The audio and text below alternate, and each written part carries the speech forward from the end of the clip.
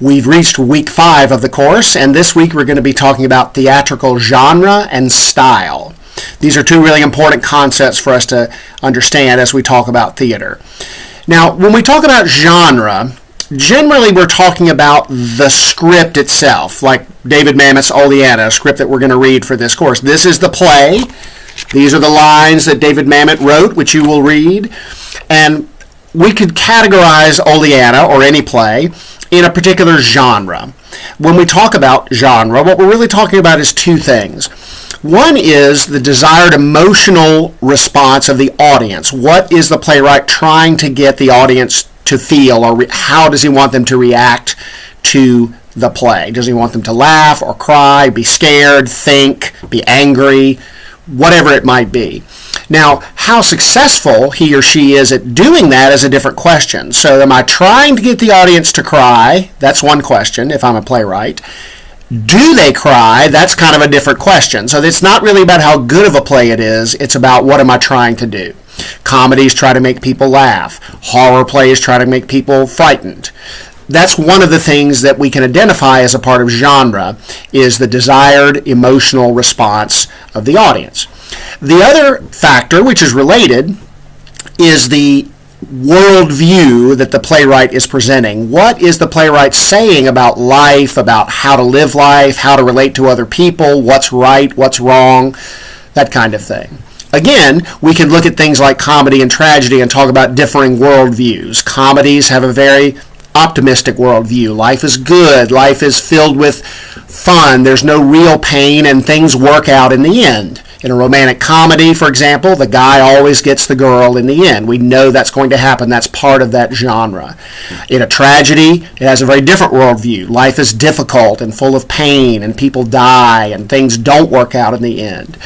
So not only do I want you to laugh or cry, but what am I saying about life and about the world that we live in? These are two things that genre is trying to identify. And again, genre for our purposes really is mainly about the script as written by the playwright. It's kind of a function of the playwright. Style, for our purposes, again, we could use these words slightly different ways, but for our purposes, we're going to talk about style as performance style, theatrical production style. How do the director, the actors, the designers, how do they achieve what they're trying to achieve in actual performance? That's what we really mean when we talk about style. The tools that the actual production team members use to make the play happen. Now, realism is one style, and one of the main things I want to convince you of in this course is that realism is just one of many styles. It's not the best style. It's not the style that all other styles are trying to be like. It's just one way of doing things. Just like there are different kinds of foods. There's Asian food, there's Mediterranean food, there's African food. They just all are what they are. No one, you may like one better than the other, but no one is inherently better than the other. They're just each doing their own thing.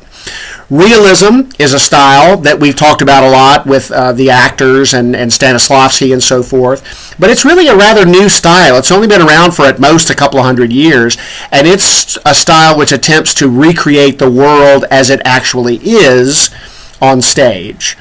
It's an illusion. We know that if we see a house on stage, it may look really, really like a real house, but we know that it's not a real house. It's not really built like a real house. It doesn't, on the inside, really look like a real house. It wouldn't stand up to weather like a real house would. This is true of all things in realism. They seem real, but it's an illusion. The things that happen in realistic plays seem like the kind of things that happen in real life.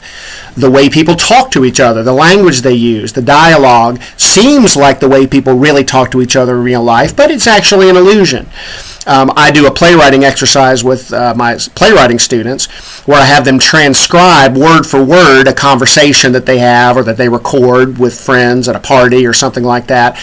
And I have them then take that recording and literally transcribe the conversations word for word. It's a very difficult exercise. And in the end, they realize that this dialogue wouldn't work on stage. It's choppy, it's broken, it hardly makes any sense, and most of it is just meaningless chatter. Realistic dialogue pushes the play forward, tells us things about the plot, about the characters. It really isn't actually like real-life conversation, but it seems like it is.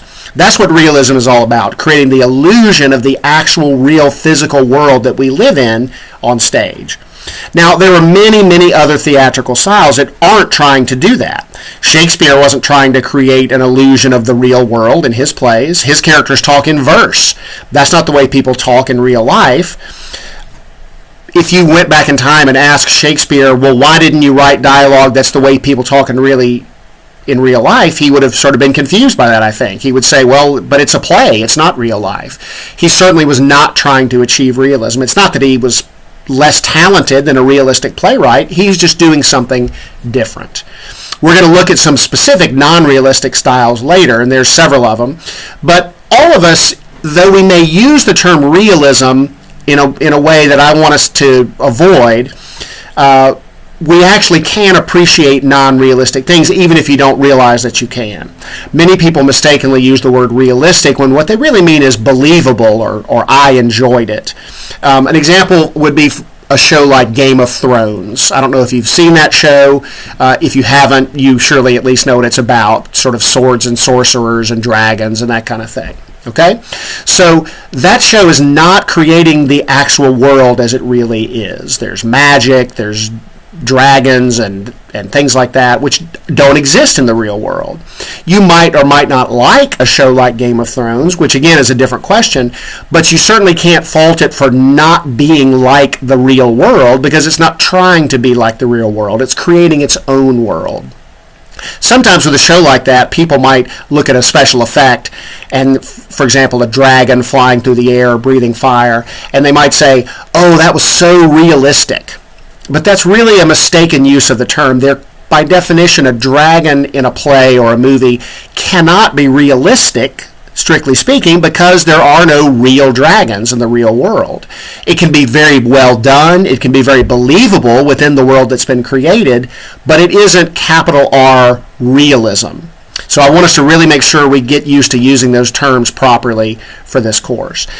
You may like superhero movies. Those aren't realistic. That's not the way the real world works. You may like musicals. By definition, those are not realistic. In real life, people don't suddenly start singing with an orchestra playing underneath them. Neither of those things are trying to be like the real world. They're doing something else. So this all has to do with style, which we're going to be reading about. We're focusing on realism still at first, but we will eventually get to several non-realistic styles, which I hope you can learn to appreciate. So look at this week's content, and we'll be in touch.